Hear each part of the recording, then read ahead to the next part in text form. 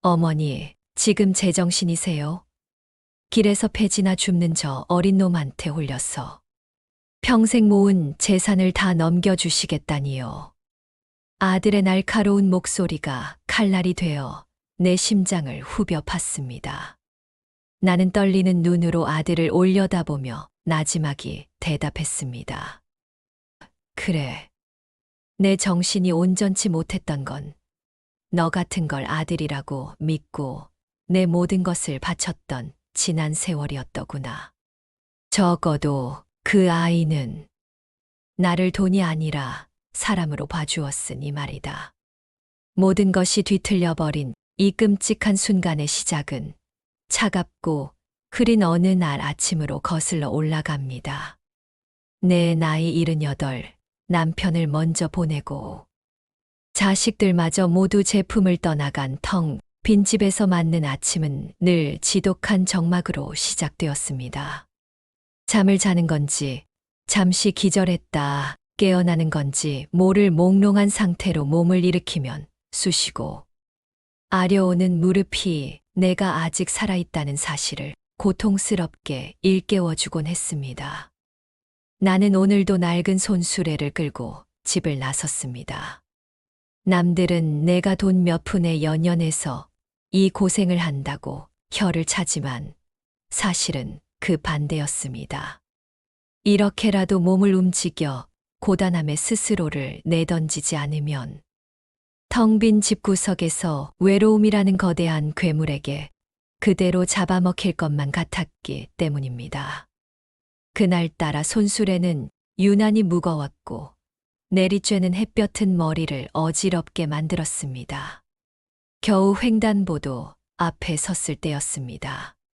뒤에서 기다리던 차가 참지 못하고 울려대는 경적 소리에 그만 놀라 손에 힘이 풀리고 말았습니다. 와르르 끔찍한 소리와 함께 내 분신과도 같던 손수레가 옆으로 넘어졌고 산더미처럼 쌓여있던 폐지들이 아스팔트 위로 처참하게 쏟아져 내렸습니다. 나는 그 자리에 주저앉아 버렸습니다. 지나가는 사람들의 동정 어린 시선, 혹은 귀찮다는 듯한 짜증 섞인 눈초리가 비수처럼 날아와 내 뺨을 후려치는 것 같았습니다. 수치심과 서러움에 눈물이 핑 돌았습니다.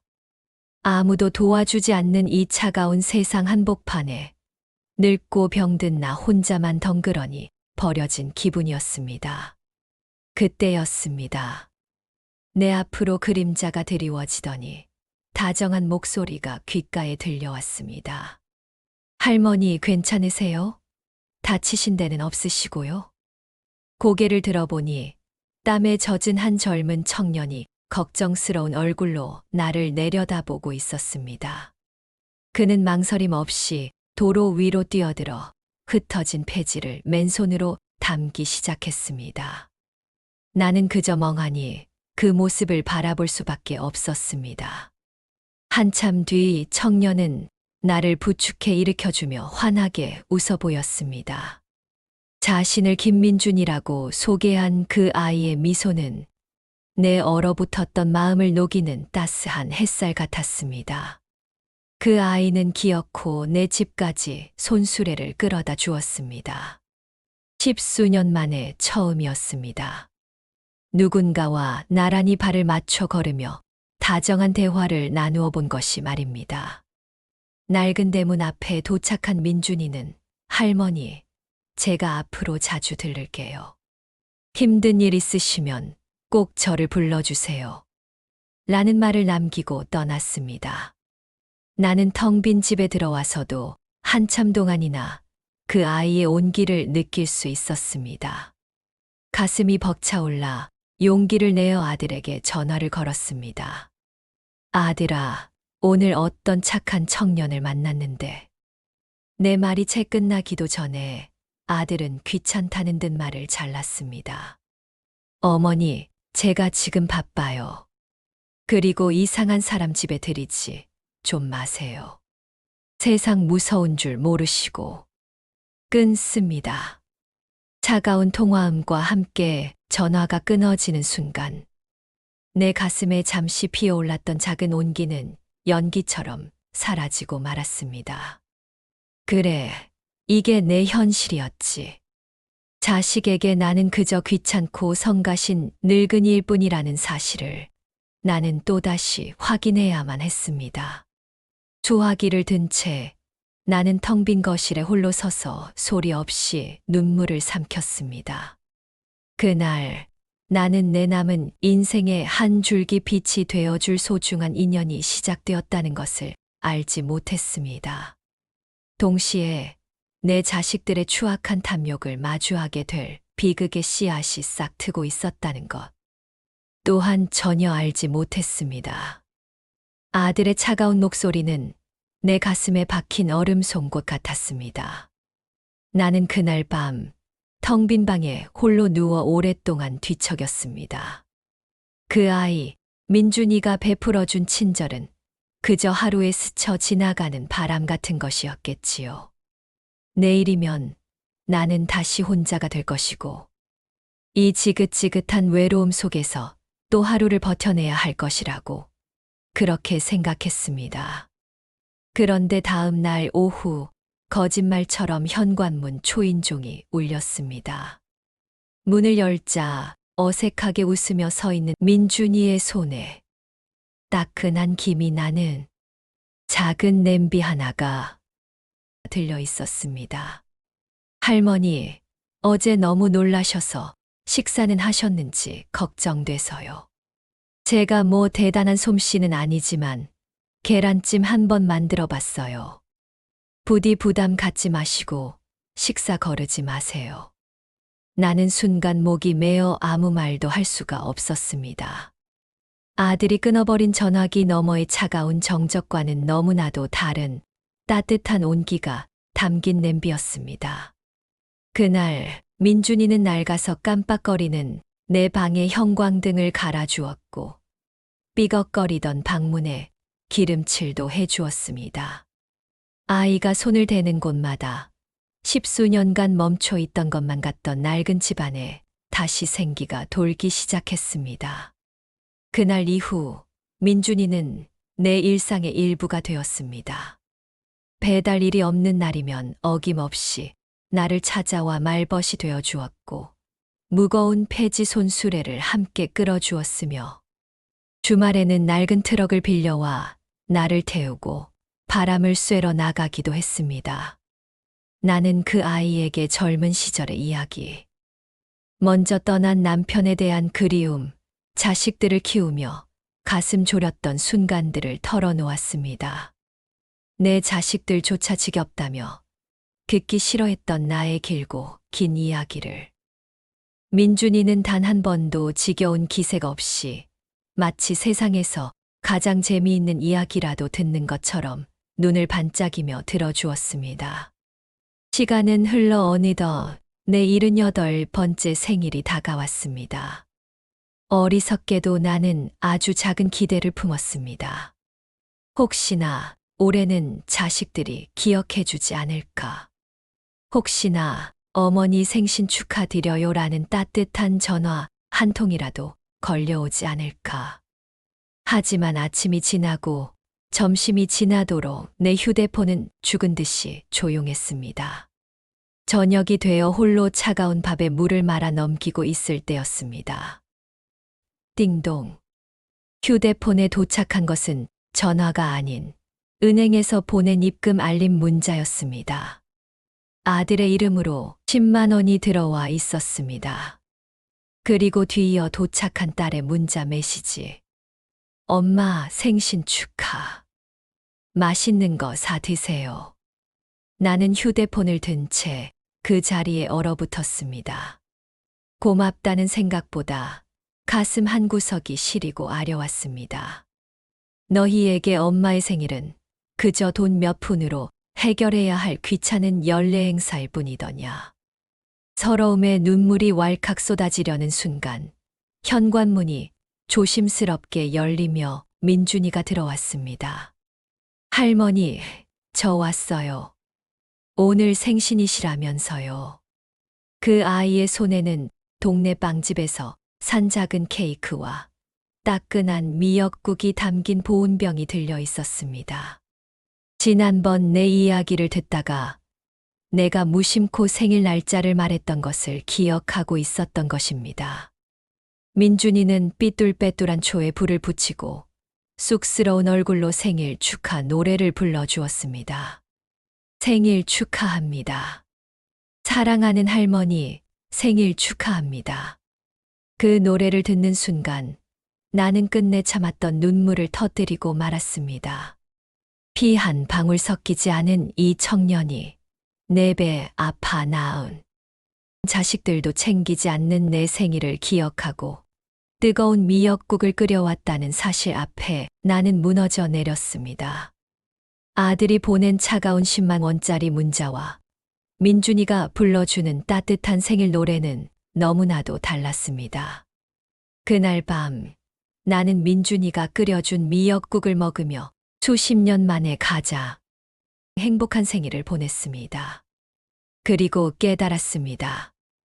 내게 진짜 아들이라 부를 수 있는 사람은 핏줄로 이어진 그들이 아니라 바로 내 앞에 앉아 있는 이 아이라는 것을 내 마음 속에서 아들과 딸의 자리는 희미하게 지워지고 그 빈자리를 민준이라는 아이의 따뜻한 얼굴이 가득 채우기 시작했습니다.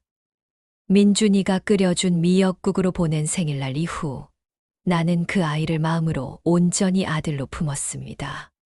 내 메마른 일상에 민준이는 단비와도 같았고 삐걱거리던 내 삶의 톱니바퀴에 부드러운 기름칠과도 같은 존재였습니다. 우리는 함께 동네를 산책했고 낡은 앨범을 펼쳐 나의 젊은 시절을 구경했으며 때로는 아무 말 없이 함께 앉아 창밖을 바라보는 것만으로도 위안을 얻었습니다. 어느덧 민족의 대명절인 추석이 다가왔습니다. 동네 골목골목에서는 기름 냄새가 고소하게 풍겨왔고 이웃집에서는 손주들의 제잘거리는 소리가 담장을 넘어왔습니다. 나는 또다시 어리석은 기대를 품고 말았습니다. 생일은 잊었어도 명절인데 핏줄을 나눈 가족인데 설마 얼굴 한 번 안 비추야. 나는 혹시나 하는 마음에 이른 아침부터 집 안 구석구석을 쓸고 닦고 자식들이 좋아하던 고기 산적이라도 붙여볼까 싶어 정육점을 다녀왔습니다. 하지만 기다림의 끝은 언제나처럼 절망이었습니다. 점심때가 다 되어서야 아들에게서 전화가 걸려왔습니다. 어머니, 추석인데 내려가 보질 못하겠네요. 고속도로가 꽉 막혀서 지금 출발해도 밤늦게나 도착할 것 같아요. 그냥 용돈 두둑하게 보낼 테니 맛있는 거 사 드세요. 이어 걸려온 딸의 전화 내용은 더욱 기가 막혔습니다. 엄마, 시댁 일이 너무 많아서 꼼짝을 못 하겠어. 미안해. 명절 지나고 한 번 갈게. 그 한 번이 몇 년째 공허한 약속으로 맴돌고 있다는 것을 나는 너무나도 잘 알고 있었습니다. 결국 그 넓은 집에는 또다시 나 홀로 남겨졌습니다. 자식들을 위해 준비했던 음식들은 상위에서 차갑게 식어갔고 나는 텅 빈 거실에 멍하니 앉아 있었습니다. 이럴 줄 알면서도 매번 기대하고 매번 상처받는 내 자신이 한심해서 눈물이 났습니다. 내가 평생을 바쳐 키운 자식들에게 나는 이제 명절날 찾아뵈어야 할 가족이 아니라 돈으로 해결해야 할 의무이자 짐일 뿐이었습니다. 바로 그때였습니다. 마치 내 마음의 소리라도 들은 것처럼 현관문이 열리고 민준이가 들어섰습니다. 그 아이의 손에는 직접 만들었다며 김이 모락모락 나는 송편 한 접시가 들려 있었습니다. 할머니, 명절인데 혼자 계시면 안 되죠. 제가 솜씨는 없지만 할머니랑 같이 먹으려고 송편 좀 쪄왔어요. 그 순간 나는 아무 말도 할 수가 없었습니다. 내 배 아파 낳은 자식들은 핑계를 대며 나를 외면했는데 피 한 방울 섞이지 않은 이 아이는 나를 위해 뜨거운 송편을 쪄서 달려와 주었습니다. 우리는 나란히 앉아 함께 송편을 먹고 텔레비전에서 나오는 시시껄렁한 명절 특집 프로그램을 보며 웃었습니다. 그저 평범한 시간이었지만 내게는 수십 년 만에 처음으로 느껴보는 명절다운 명절의 온기였습니다. 밤이 깊어 민준이가 돌아가고 난 뒤 나는 잠 못 이루고 깊은 생각에 잠겼습니다. 내 자식들은 내가 죽기만을 기다리고 있을지도 모릅니다. 내가 죽어야 이 낡은 집과 얼마 되지 않는 통장 잔고를 나눠 가질 테니까요. 하지만 민준이는 달랐습니다. 그 아이는 내가 하루라도 더 건강하게 살기를, 외롭지 않기를 진심으로 바라고 있었습니다. 나는 자리에서 벌떡 일어났습니다. 더 이상 이렇게 무력하게 앉아 자식들의 무관심에 상처받으며 내 마지막을 보내고 싶지 않았습니다. 내 남은 생의 존엄을 지키고 나에게 진정한 가족이 되어준 저 귀한 아이를 지켜줘야만 했습니다. 차갑게 식어버린 내 재산이 아니라 내 마지막 남은 따뜻한 마음을 온전히 전해주고 싶었습니다. 어둠 속에서 나는 굳은 결심을 내렸습니다. 날이 밝는 대로 내 모든 것을 정리할 마지막 준비를 시작해야겠다고 말입니다. 그것이 나를 위한, 그리고 진정한 내 아들 민준이를 위한 유일한 길이었습니다. 추석날 밤, 내가 내린 결심은 다음 날 아침이 되어도 한치의 흔들림이 없었습니다. 나는 수십 년간 장롱 깊숙이 보관만 해두었던, 가장 아끼던 외출복을 꺼내 입었습니다. 남편이 살아생전 마지막으로 사주었던 고운 빛깔의 한복이었습니다. 먼지를 털고 곱게 차려입으니 거울 속에 빛이 늙고 주름진 내 모습이 조금은 덜 초라해 보이는 것 같았습니다. 이것은 내 인생의 마지막 존엄을 지키기 위한 나만의 의식이었습니다. 나는 민준이에게는 잠시 은행에 볼 일이 있다고만 둘러대고 홀로 집을 나섰습니다. 버스를 타고 시내 중심가에 있는 변호사 사무실로 향하는 내내 차창 밖 풍경은 눈에 들어오지 않았습니다. 내 머릿속은 오직 하나의 생각으로 가득 차 있었습니다. 이것이 옳은 일이다. 내 마지막을 진심으로 함께 해준 사람에게 내 모든 것을 남기는 것은 너무나도 당연한 일이다. 변호사 사무실의 무거운 문을 열고 들어서자 젊은 변호사가 나를 맞았습니다. 나는 떨리는 목소리지만 분명하고 단호하게 내 뜻을 전했습니다. 내 명의로 된 이 낡은 집과 얼마 되지 않는 예금을 내 사후에 김민준이라는 청년에게 모두 상속하고 싶다고 말입니다. 변호사는 예상했다는 듯 조심스럽게 내 자식들에 대해 물었습니다. 법적인 분쟁이 생길 수 있다며 다시 한번 생각해 보시라며 나를 설득하려 했습니다. 나는 씁쓸하게 웃으며 대답했습니다. 변호사님, 내 자식들은 이미 저를 버렸습니다. 그 아이들은 내 안부보다 내 사망 소식을 더 기다릴 겁니다. 하지만 민준이는, 그 아이는 나에게 살아갈 이유를 주었습니다. 그러니 내 마지막 선물은 당연히 그 아이에게 돌아가야지요. 내 확고한 의지에 변호사는 더 이상 아무 말도 하지 못했습니다. 잠시 후 내 모든 뜻이 담긴 유언장이 작성되었습니다. 나는 떨리는 손으로 펜을 쥐고 내 이름 석자를 정성껏 적어 내려갔습니다. 마지막 획을 긋는 순간 평생 나를 짓누르던 무거운 짐을 내려놓은 것처럼 마음이 한결 가벼워졌습니다.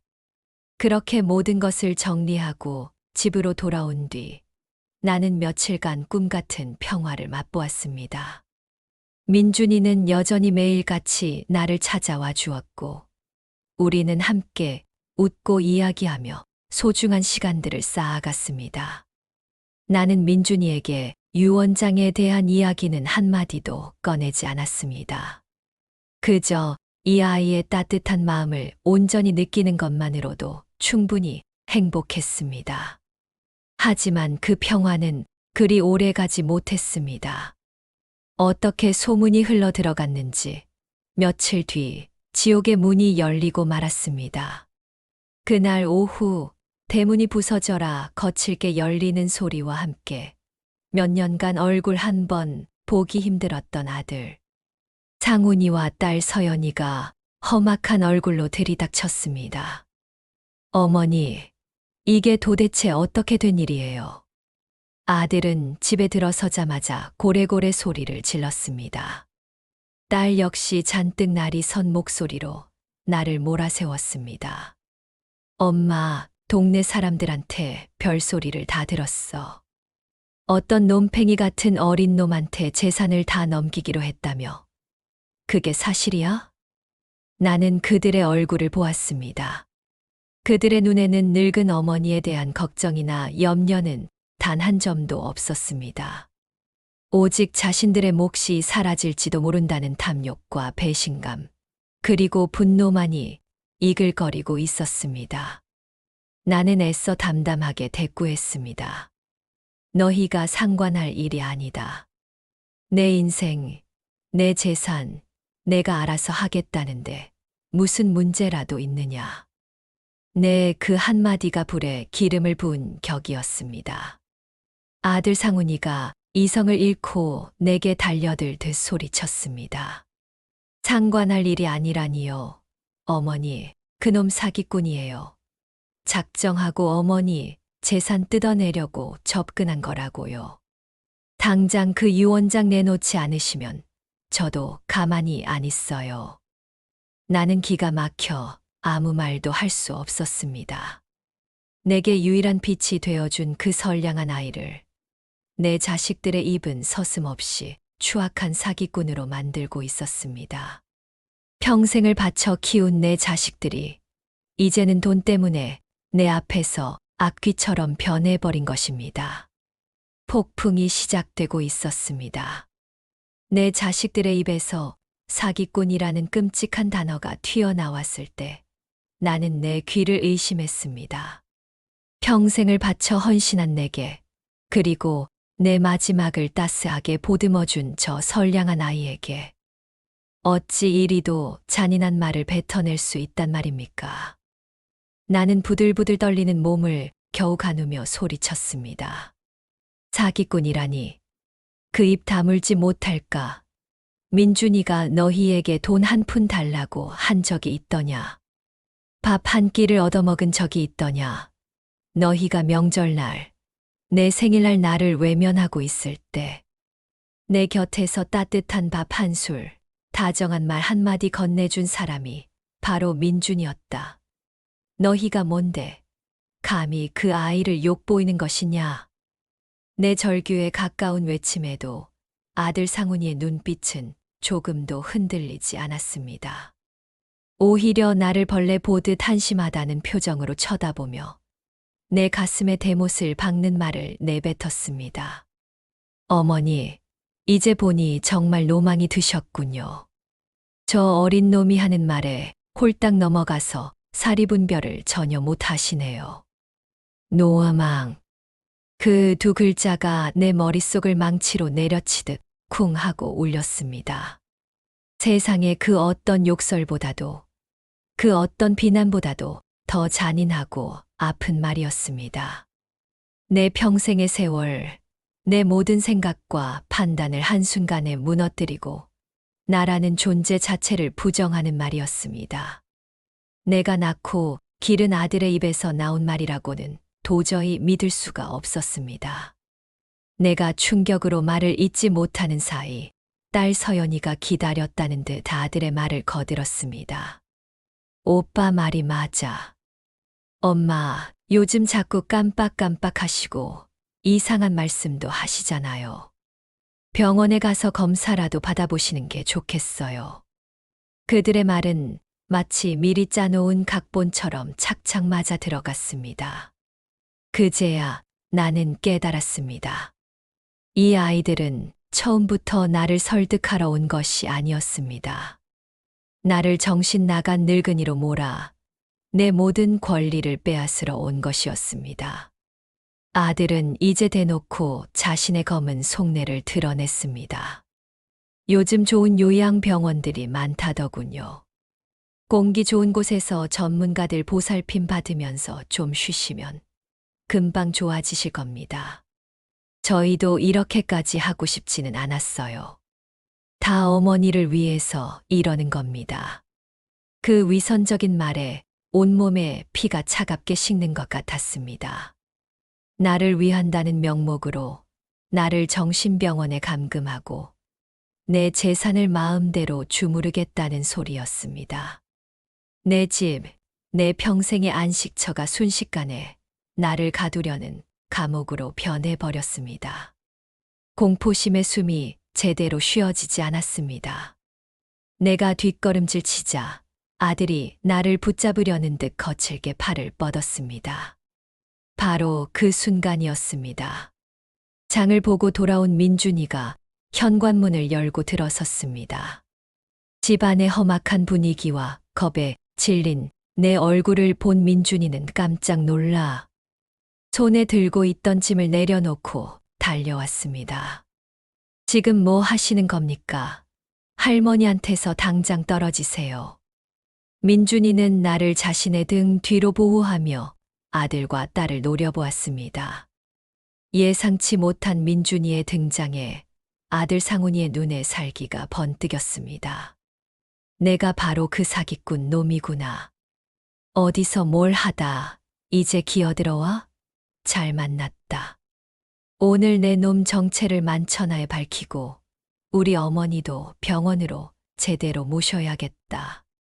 아들의 그 말을 끝으로 집안의 공기는 금방이라도 터져버릴 듯 팽팽하게 당겨졌습니다.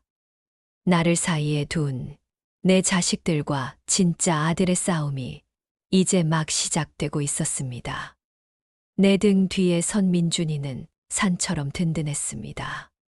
하지만 내 아들 상훈이는 그 아이를 잡아먹을 듯이 노려보며 자신이 알아낸 정보들을 무기처럼 휘둘렀습니다. 어머니, 저놈 말에 속지 마세요. 제가 다 알아봤습니다.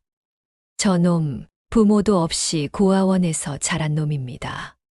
배운 것도 없고 가진 것도 없으니 어머니처럼 외롭고 판달려 그려진 노인 등쳐먹고 살려는 수작 아니겠습니까?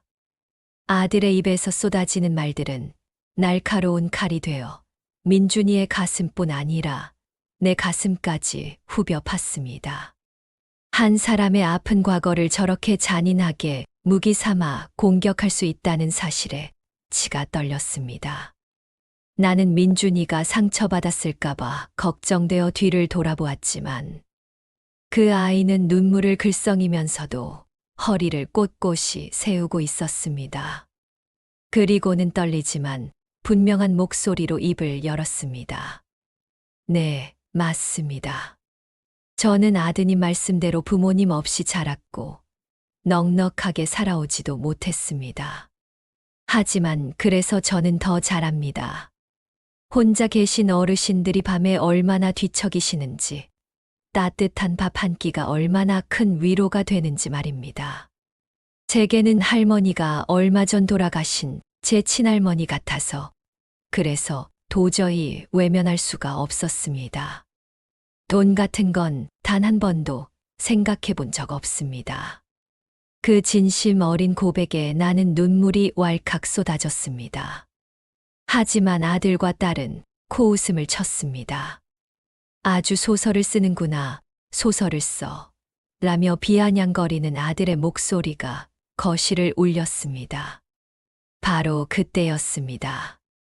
시끄러운 소리에 무슨 일인가 싶어 나와 보신 옆집 할머니가 현관문 앞에 서 계셨습니다. 우리 집과 30년을 이웃으로 지낸 분이었습니다. 옆집 할머니는 이 모든 광경을 지켜보고 있었는지 혀를 끌끌 차며 집 안으로 들어섰습니다. 자네들이 지금 제정신인가?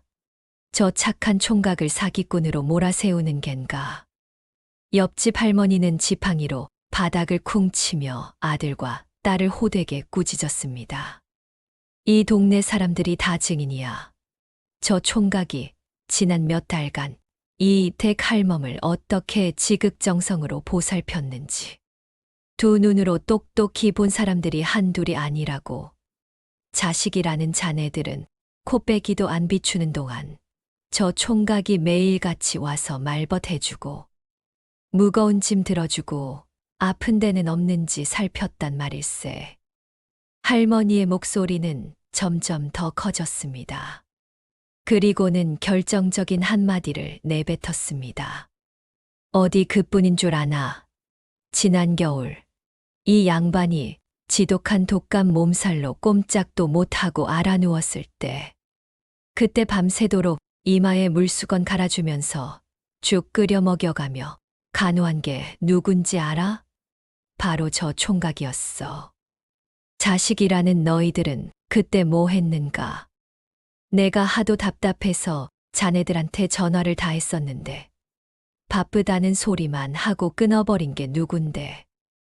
옆집 할머니의 증언은 천둥 소리와도 같았습니다. 내가 아파서 알아누웠었다는 사실조차 몰랐던 아들과 딸은 그 자리에 못 박힌 듯 굳어버렸습니다. 그들의 얼굴에서 핏기가 가시는 것이 보였습니다. 자신들이 사기꾼이라고 몰아세웠던 청년이 정작 자신들이 내팽개쳤던 부모의 목숨을 구한 은인이었다는 사실을 마주하게 된 것입니다. 모든 거짓과 추악한 의심이 힘을 잃고 무너져 내리는 순간이었습니다. 딸 서연이는 더 이상 버티지 못하고 그 자리에 주저앉아 얼굴을 감싸 쥐고 오열하기 시작했습니다. 늘 기세등등하던 아들 상훈이 역시 할 말을 잃고 멍하니 바닥만 내려다볼 뿐이었습니다. 자신들이 얼마나 어리석고 부끄러운 짓을 저질렀는지 이제야 깨닫게 된 것입니다. 옆집 할머니가 마지막으로 혀를 차며 돌아가신 뒤 거실에는 무겁고 고통스러운 침묵만이 내려앉았습니다. 아들 상훈이와 딸 서연이는 마치 죄인처럼 고개를 푹 숙인 채 미동도 하지 않았습니다. 그들의 어깨는 자신들이 저지른 죄의 무게에 짓눌린 듯 한없이 작아 보였습니다. 나는 더 이상 그들에게 소리치지 않았습니다. 분노는 이미 지나갔고 이제 내 가슴에는 한평생 쌓아온 슬픔과 회한만이 잿더미처럼 남아 있었습니다. 나는 떨리는 다리를 이끌고 주저앉아 있는 딸아이와 멍하니 서 있는 아들 앞에 섰습니다. 그리고 내 평생의 마음을 담아 조용히 입을 열었습니다. 너희는 핏줄이 가족의 전부라고 생각했겠지. 내가 낳았으니, 내가 너희의 어미이니, 내가 가진 모든 것은 당연히 너희의 몫이 되어야 한다고 믿었을 게다. 내 목소리는 나지막했지만 거실의 공기를 가르기에는 충분했습니다. 나는 아들의 텅 빈 눈을 똑바로 마주보며 말을 이었습니다. 지난 몇 년간 너희는 나를 보러 온 것이 아니었다. 너희는 이 낡은 집이 얼마나 올랐을지, 내 통장에 얼마가 남았을지를 확인하러 왔을 뿐이지. 너희 눈에는 늙고 병든 어미는 보이지 않고 그저 돈으로 보였을 테니까. 하지만 민준이는 달랐다. 그 아이는 이 텅 빈 집 안에서 홀로 외로움에 쓰러져 가던 나라는 사람을 보았다. 너희가 그토록 하찮게 여기던 가난한 고아 청년이 말이다. 나는 잠시 숨을 골랐습니다. 목구멍으로 뜨거운 것이 울컥 치밀어 올랐습니다. 내가 너희에게 바랐던 것이 무엇이었더냐? 비싼 옷이나 좋은 음식이 아니었다. 나는 그저 다정한 목소리로 오늘 하루는 어땠는지 물어봐 주는 전화 한 통, 아픈 데는 없냐며 내 주름진 손 한 번 따뜻하게 잡아주는 그 온기가 그리웠을 뿐이다. 너희가 버린 그 시간을 민준이가 나에게 선물해 주었다. 너희가 외면한 내 곁을 그 아이가 지켜주었단 말이다. 마지막 말을 뱉는 순간 끝내 아들 상훈이가 무너져 내렸습니다. 뻣뻣하게 서 있던 거대한 몸이 순식간에 바닥으로 곤두박질 치듯 무릎을 꿇었습니다. 그리고는 어린아이처럼 내 옷자락을 붙잡고 목 놓아 울기 시작했습니다. 어머니, 어머니, 제가 잘못했습니다. 제가 정말 죽일 놈입니다, 어머니. 아들의 통곡은 신호탄이었습니다. 딸 서연이 역시 더 이상 참지 못하고 바닥에 엎드려 엄마, 미안해, 내가 정말 미안해 라며 오열했습니다.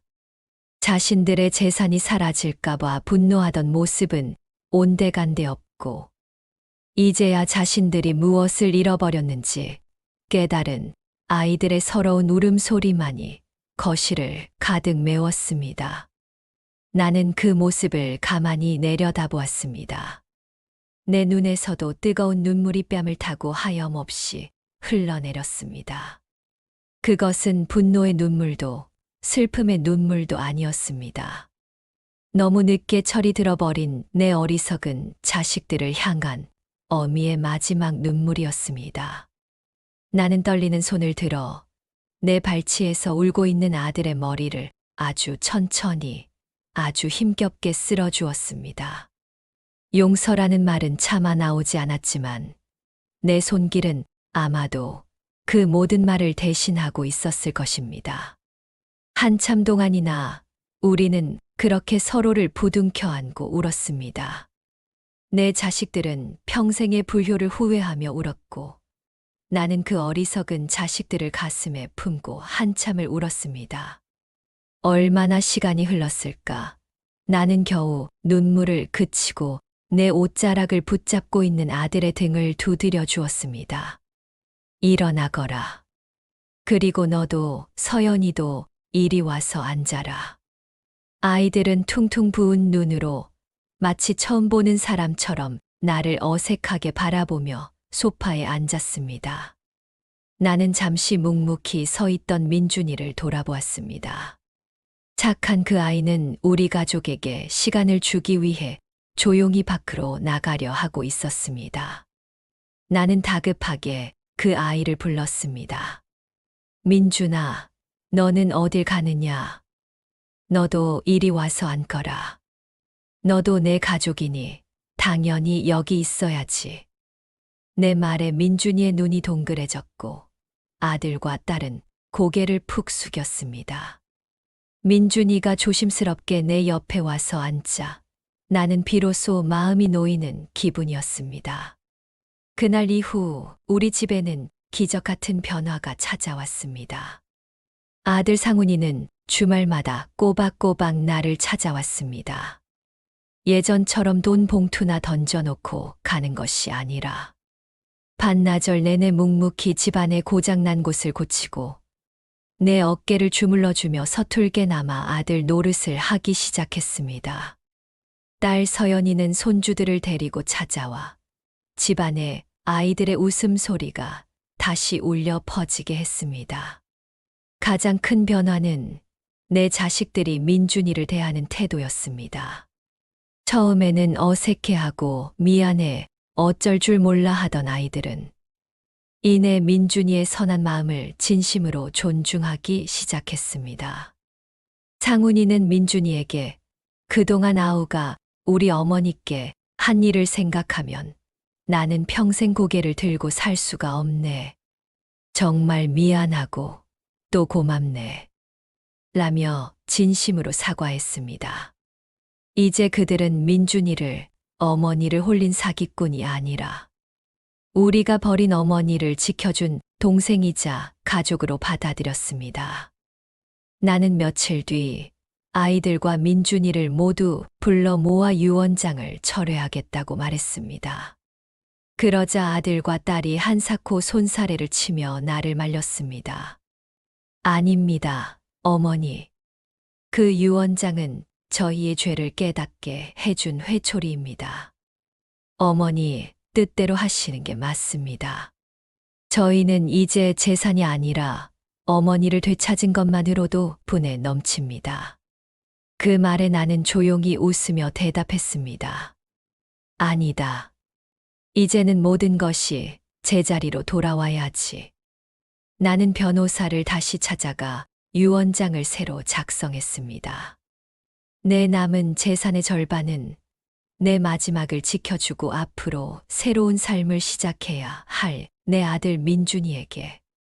그리고 나머지 절반은 너무 늦게 철이 들었지만 그럼에도 내 핏줄인 아들과 딸에게 똑같이 나누어 준다고 말입니다.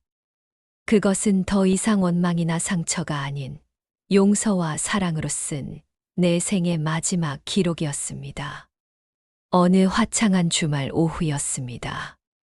우리 집 마당에는 고기 굽는 냄새와 함께 웃음소리가 가득했습니다.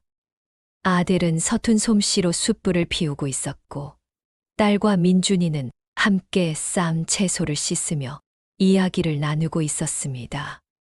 손주 녀석들은 마당을 뛰어다니며 재롱을 부렸습니다. 나는 툇마루에 앉아 그 모든 풍경을 가만히 바라보았습니다.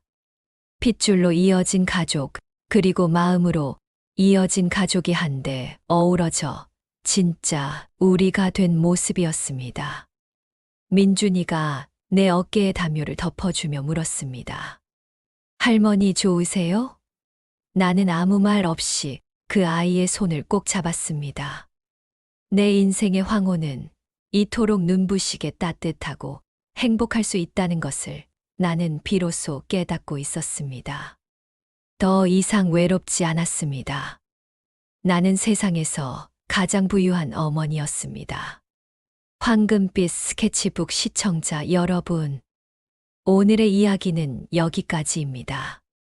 이야기가 마음에 드셨다면 구독, 좋아요, 알람 설정 부탁드립니다. 여러분의 따뜻한 댓글 한마디가 힘이 됩니다. 다음에도 새로운 사연으로 찾아뵙겠습니다. 항상 건강하세요.